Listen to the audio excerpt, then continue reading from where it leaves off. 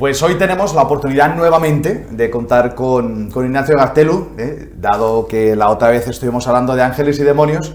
Siempre antes de preparar una entrevista y cuando terminamos siempre empezamos, uy, nos ha faltado, sería bueno tocar este tema y por la experiencia que tenemos de parroquias, de colegios, de trabajo con jóvenes, etc. Hoy vamos a tocar, pues casi que ya hablamos de ángeles y demonios, hoy sería... me gustaría que pudiéramos ponerle también su justa medida a un montón de temas que mucha gente lo toma como algo propio de nuestra fe, que no tienen nada que ver, o que hoy son muy comunes y que no tienen nada que ver con nuestra fe, y que pues todo este tema de fantasmas, ¿no? Esoterismos, cartas, horóscopo, ¿no? Algo se nos quedó también suelto del tema de exorcismos. Entonces, yo quisiera que empezáramos a hablar, hemos hablado de ángeles, hemos hablado de demonios, vamos a hablar de fantasmas, ¿vale? Que es un tema que también gusta mucho, hay mucha literatura, mucho cine, ¿no? También hay muchos programas de televisión, etcétera. Entonces, ¿qué dice la teología al respecto de fantasmas, almas en pena, etcétera, ¿no? Porque mucha gente dirá, bueno, esto es todo verdad, esto es todo mentira. ¿Qué dice la teología al respecto? Digamos que es un campo muy complejo, porque estamos hablando de una realidad de la que no tenemos una experiencia inmediata. Es decir, estamos hablando de la trascendencia, lo que tiene que ver con la asistencia ordinaria, lo conocemos, ¿no? Lo conocemos. O sea, la presencia física, digamos, la posibilidad de un diálogo entre personas que comparten la misma vida, pues esto es una cosa que de eso tenemos experiencia desde que nacemos hasta que nos morimos, ¿no? La experiencia de oración también, aunque trasciende la experiencia normal, pero sin embargo hay una tradición larga, ¿no? De que tenemos un Dios que no vive en el aislamiento, sino que se comunica con el hombre, se puede hablar con él, él nos escucha, nosotros podemos poner nuestra vida en sus manos, es un Dios personal, por tanto, todo eso.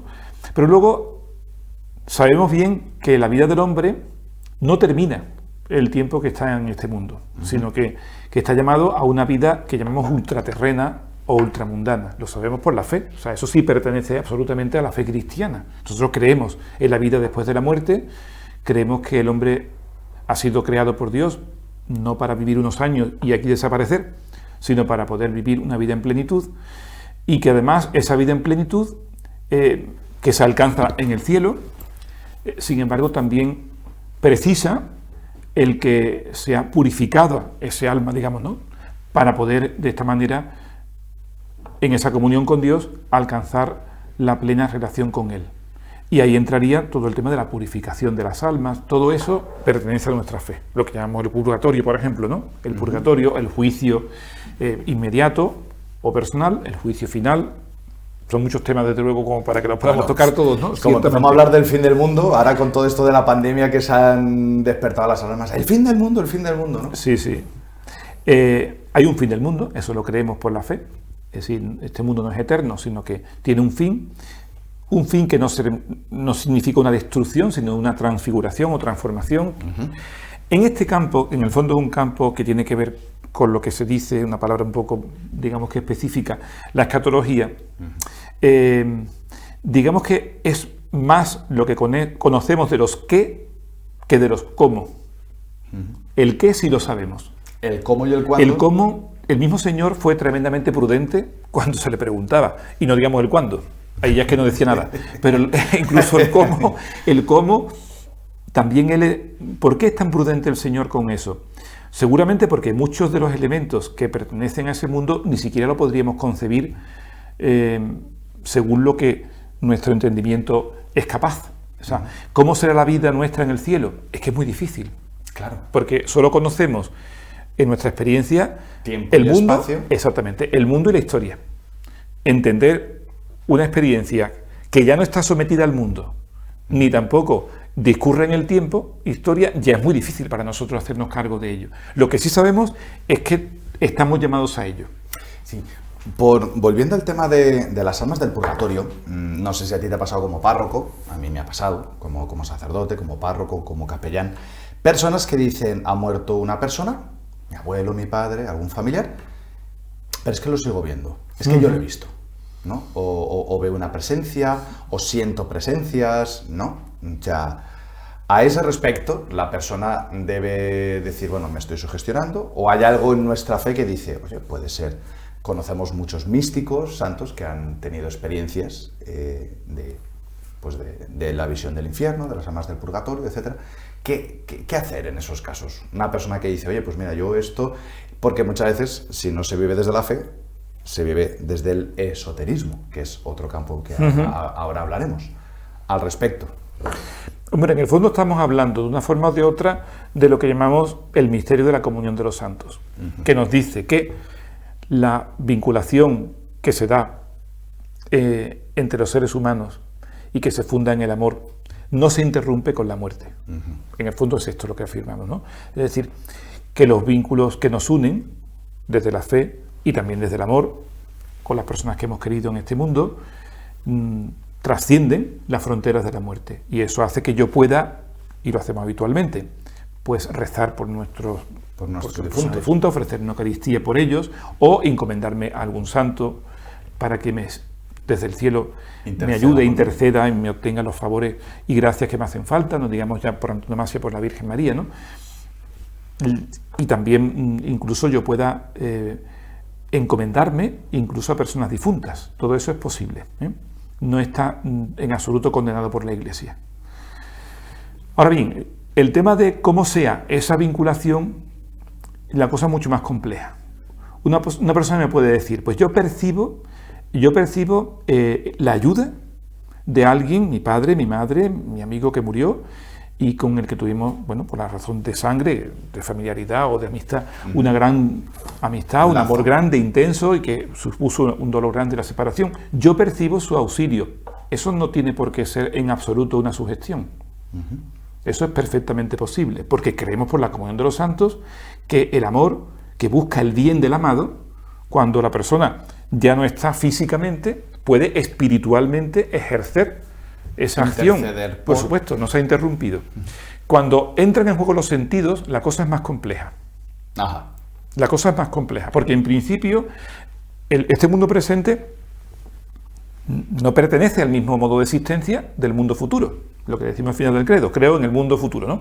En ese mundo futuro existe, pero digamos que se trata de otro modo de existencia, donde ya la posibilidad de las relaciones sensoriales, ya no, ordinariamente no se dan, ciertamente. Cuando alguien muere, lo que nos duele tanto, sobre todo, incluso cuando tenemos fe, es que sabemos que no volveremos a verlos.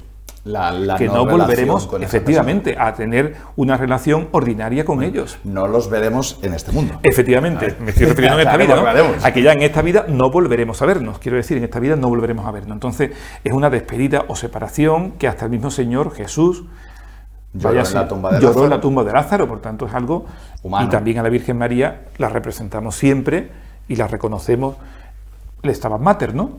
Pues esto es dolorosa porque sabía que ella nunca en esta vida vería a su hijo, entonces humanamente hablando eso es un desgarro indiscutible, ¿no? Conocemos bien además los sacerdotes que tantas veces acompañamos y procuramos darle una palabra que dé razón o respuesta a esa situación.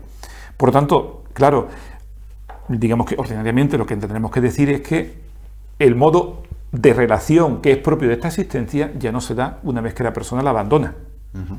¿Es posible en algún caso que los sentidos puedan percibir a personas que ya no están en este mundo? Se han dado en la historia. Es decir, los santos han tenido apariciones de otros santos, por ejemplo, ¿no? Incluso en algunos de los místicos, de personas que han pedido sus oraciones. Lo que pasa es que sobre todo, son experiencias de ese tipo, dentro de lo que yo tengo mi conocimiento y mis lecturas, de santos que han visto personas que necesitan de su oración.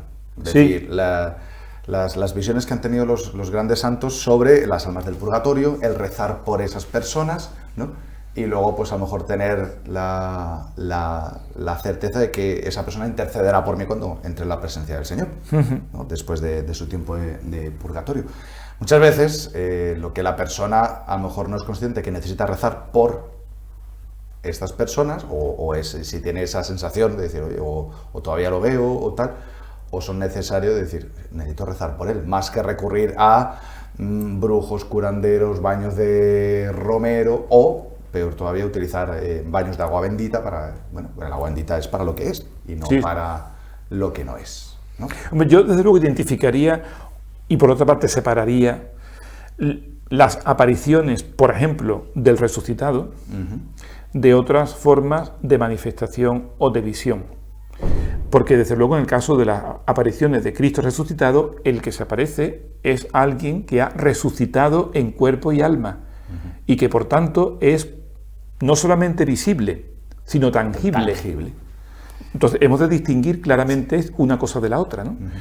Lo otro pueden ser experiencias espirituales que inciden, lo voy a decir con toda la precaución, en la psicología de la persona, pero que no están ante mí objetivamente hablando, sino que están ante mí mentalmente hablando. Yo no estoy diciendo con eso que mi mente se los haya inventado, que conste, o que sean siempre pura sugestión. Lo que sí estoy diciendo es que es una presencia que está ante mí mentalmente hablando. O sea, objetivamente no está sentado frente por frente, tan es así que en el caso de las apariciones, y conocemos de estos casos muchos, algunas reconocidas por la Iglesia, solamente lo ve la persona vidente. Exacto. Con lo cual, si lo ve solamente la persona vidente, no es evidente que está ahí. Valga la redundancia. Valga la redundancia. Evidente. Claro. Entonces, claro, se trata de una experiencia cierta, porque sus sentidos están viendo a alguien que, objetivamente hablando, no ocupa ese lugar en el espacio. Exacto. Digo porque muchas veces, a todos, como tú bien dices, nos toca a lo mejor acompañar a personas con esta experiencia. Entonces yo le digo, vamos, es que se sienta en el sillón. Bueno, vamos a ver, no se puede sentar en el sillón porque no está en este mundo. No está en este mundo. Otra cosa es que porque ya no está sometido a los límites de espacio y tiempo, pueda hacerse presente una persona en este mundo. No lo podemos descartar del todo porque se han dado casos en la historia de la espiritualidad, ¿no? Y algunos de ellos, ya digo, reconocidos por la propia Iglesia porque han sido santos, por ejemplo. Pero muchas veces también hace parte, pues, de un duelo mal vivido, ¿no? Por ejemplo. Veces, ¿no? De personas que, por así decirlo, no dejan ir a la persona, ¿no? Es el deseo de que todavía permanezca aquí, de que todavía esté conmigo, ¿no? También de aceptar, pues, esa realidad de decir, no nos vamos a volver a ver en este mundo, pero sí en el otro. Nos hemos metido aquí y todavía tengo yo aquí anotados algunos temas más, porque obviamente pues todo esto daría para muchísimo, ¿no?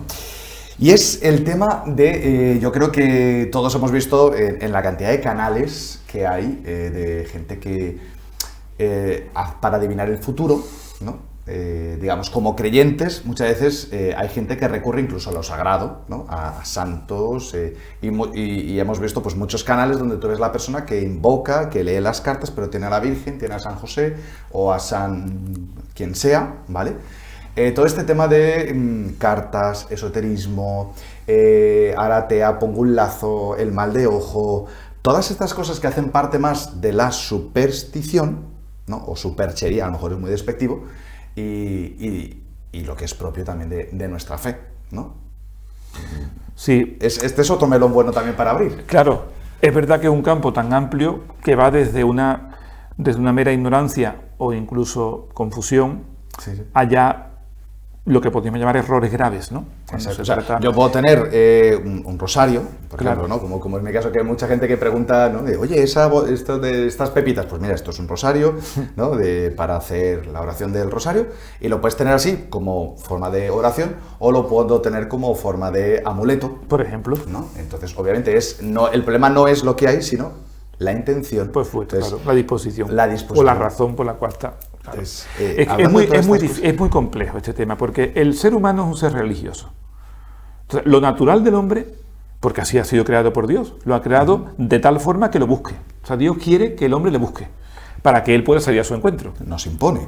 No se impone, efectivamente. Digamos que Dios quiere que el hombre sienta esa necesidad de él, para que él sea el que responda a esa necesidad, otorgándole, ofreciéndole vivir su vida, ¿no? Eso, por tanto, que el hombre de sí salga esa especie como de impulso a trascender es normal. El problema está cuando esa trascendencia, dado que la razón humana está tocada por el pecado original, hay que decirlo, ¿no? Y muchas veces se puede confundir, equivoca de camino. Y por tanto se salga de sí, que eso significa la trascendencia, y eso es bueno, la espiritualidad, pero hacia un camino que no le conduce a la verdad. Porque es verdad que hay muchos caminos posibles de salida de sí, en el sentido de no quedar todo en el materialismo, sino que entender que hay una vida más allá de esta vida, que trasciende esta vida, no solamente después, sino por encima, pero dejarse introducir, conducir, o simplemente el equivocarse, o incluso mezclar elementos de verdad con otros, o bien producto de la propia imaginación, o bien de tradiciones que no son de origen cristiano, con lo cual finalmente termina siendo lo que se llama el sincretismo, ¿no? Que es una especie de confusión en la que las verdades que hemos recibido de parte del Señor pueden quedar oscurecidas o irreconocibles, ¿no? Y nos encontramos, como bien decía, a lo mejor una estampa de un santo junto a una figura idolátrica, un pequeño idolillo de algo, ¿no? O entender que eso tiene un valor en sí mismo como si fuese un efecto u objeto mágico. Como tú explicas perfectamente, los elementos que podemos llamar visibles, los elementos que tienen un valor simbólico, nos ayudan para poder entrar en el misterio, pero no son en sí mismos el fin por el cual lo tenemos. O sea, un criterio, se podría decir, en todas estas cosas, ¿cuál es la finalidad por la que la persona hace esto? Claro. ¿No? O sea, muchas veces, bueno, compartimos, como somos párrocos y pastores de almas, entonces, pues claro, tú te das cuenta que, ¿cuál es la finalidad? ¿No? O sea, muchas veces la mayor resistencia que tenemos, y ahora con todo esto la fatiga pandémica y toda esta, lo del coronavirus que se alarga, es esta precariedad y esta incertidumbre del ser humano que la tiene desde que el hombre es hombre, ¿vale?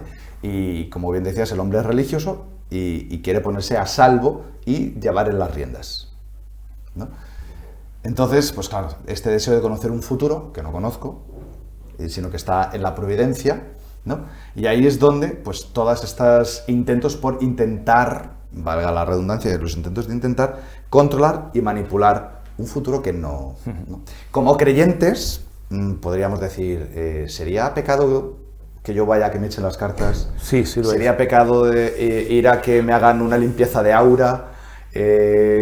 Son preguntas que nos vienen muchas veces en diálogo, sobre todo con el mundo juvenil, ¿no? Que son los jóvenes sobre todo los que, pues claro, oye, pues te está yendo mal, pues vea que te hagan una limpieza de aura, que te recen, o que te lean las cartas, a ver si ese chico o esa chica te conviene, a ver ¿cuál es nuestra posición al respecto? Si realmente, oye, pues eso es un pecado de idolatría, un pecado de superstición, o hasta qué punto también, bueno, respecto al futuro, como creyentes, ¿qué podemos esperar o cuál es nuestra posición como creyentes respecto a la providencia? Si Dios nos puede decir lo que va a venir, no va a venir, o qué hacemos.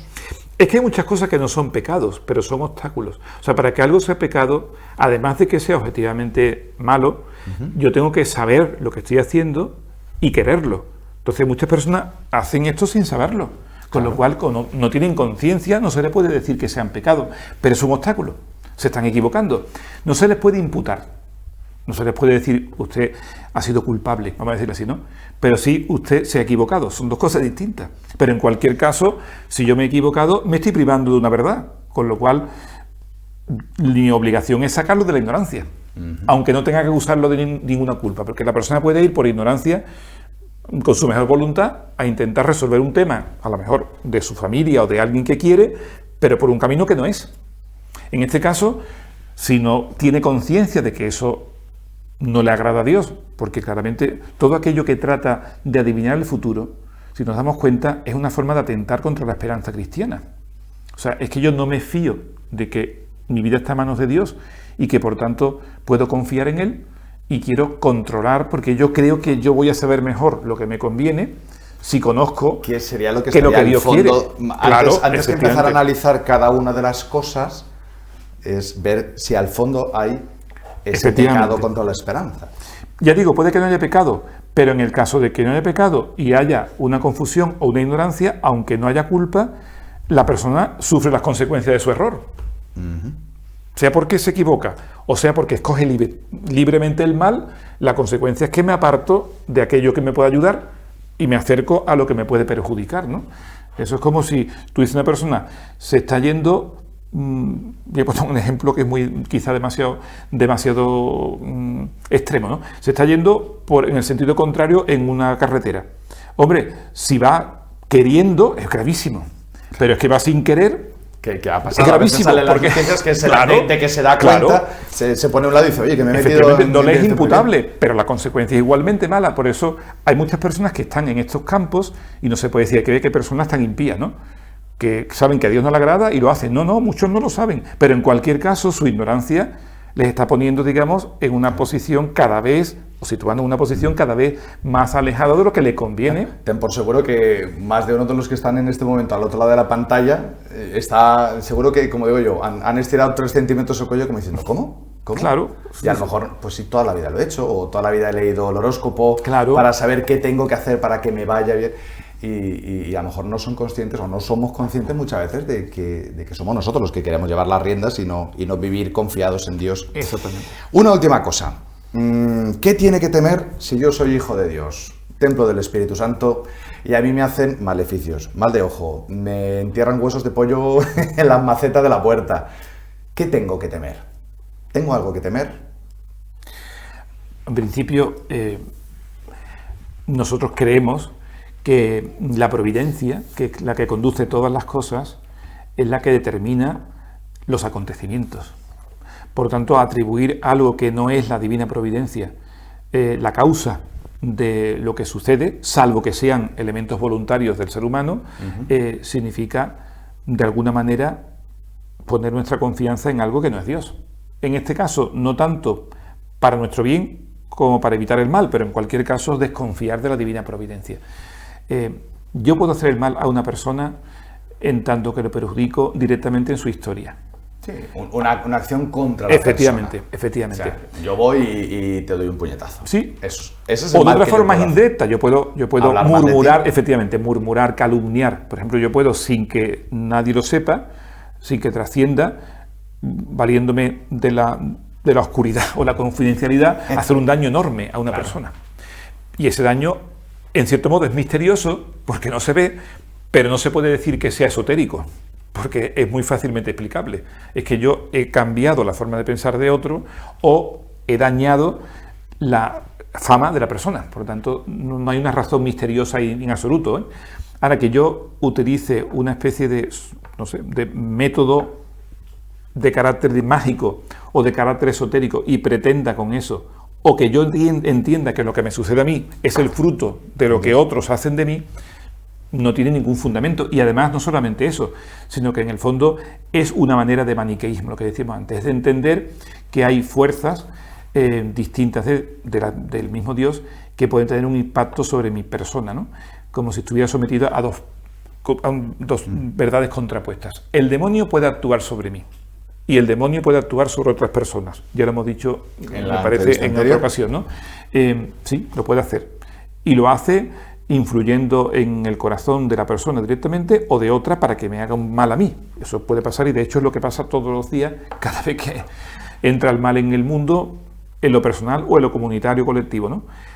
Pero el hecho de que haya unos medios mágicos, infalibles, eficaces, a través de los cuales llegue la desgracia, así como hay unos medios infalibles y eficaces por los que llega la gracia, es equivocarse por completo, ¿no? O sea, haz esto y tendrás suerte, en fin. Claro. Como decía aquel, el que no cree en Dios termina creyendo en cualquier cosa. En cualquier cosa, efectivamente. Y digamos que todo esto no deja de ser un batiburrillo de algo que ha tenido el ser humano desde siempre, ¿no? Toda esta nueva era no deja de ser más de lo mismo de lo que siempre hemos tenido.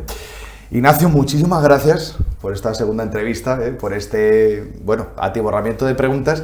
Y bueno, ya lo sabéis, ya habéis visto que tenemos alrededor de nuestro canal pues un montón de compañeros para hablar sobre distintos temas y sobre muchísimos temas. Así que si hay algún tema más que penséis que os gustaría, oye, dudas, temas, tal, pues bueno, sabéis que podéis hacérnoslo llegar a través del correo electrónico o poner vuestros comentarios en estos vídeos. Suscribiros porque, bueno, ya sabéis que además del programa semanal, además también del Evangelio y el comentario de cada día, pues tendremos de vez en cuando entrevistas que, bueno, que nos vienen bien para como católicos darle un punto y un equilibrio a nuestra fe.